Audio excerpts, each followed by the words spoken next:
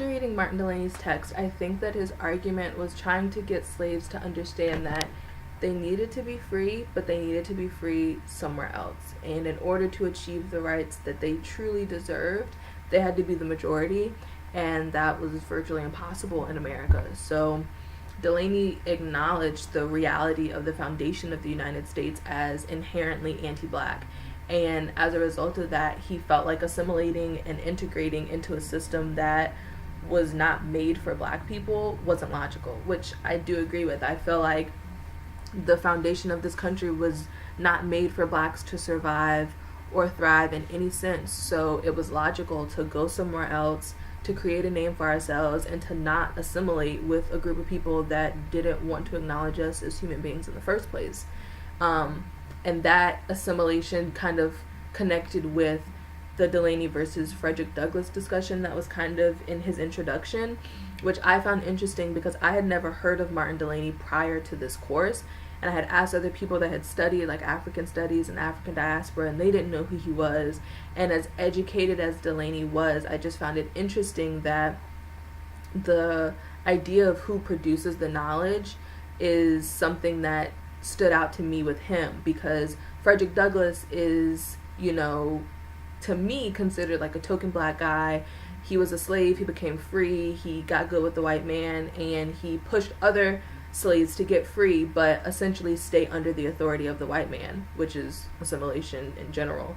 And so I think that Delany was against that. Delany was like, how is it logical for us to expect to really get the lifestyle that we deserve? Like in the lecture, our professor talked about Delany wanting a clear path without hindrance to the lifestyle that he deserved based on the quality, like the educated and able person that he was. Like, this is the life that I deserve, and I should be able to get that with no trouble. But that's like literally impossible in America, because like from the moment that America was colonized and we were brought from Africa, the idea was never to give us anything. The idea was never for us to be anything other than slaves. So I think that Delany had a valid argument that pushed for more than just the bare minimum that slaves initially got after they were free. And so I think that that's why we don't really know that much about him, or some of us may not have heard about him, including me,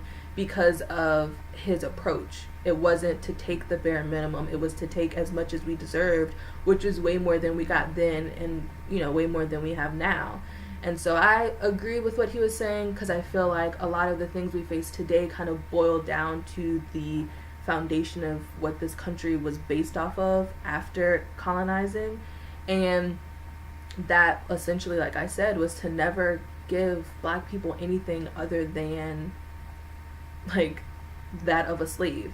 How do we expect to live a quality lifestyle and be treated as equal, and when we were literally brought over here in the manner that we were and treated how we were? And had we not started rebelling or fighting for certain rights, we wouldn't even have been where Delany and Douglass were at that time period. So I do agree with him, because the basic human rights that we try to attain today, I feel like are an issue because of how the basis of this country was created.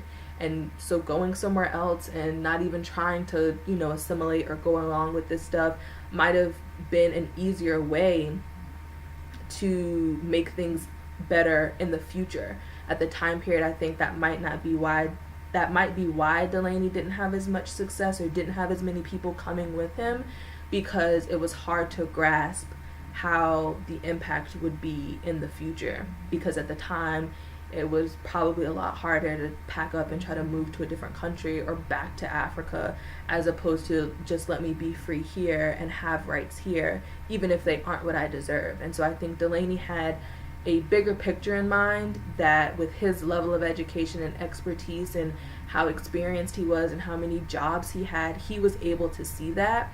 And other slaves weren't. Like, other slaves were literally just trying to not be slaves, which I can understand as well. So I do think that his argument was valid and could have definitely had a bigger impact today had it been acknowledged like it should have been.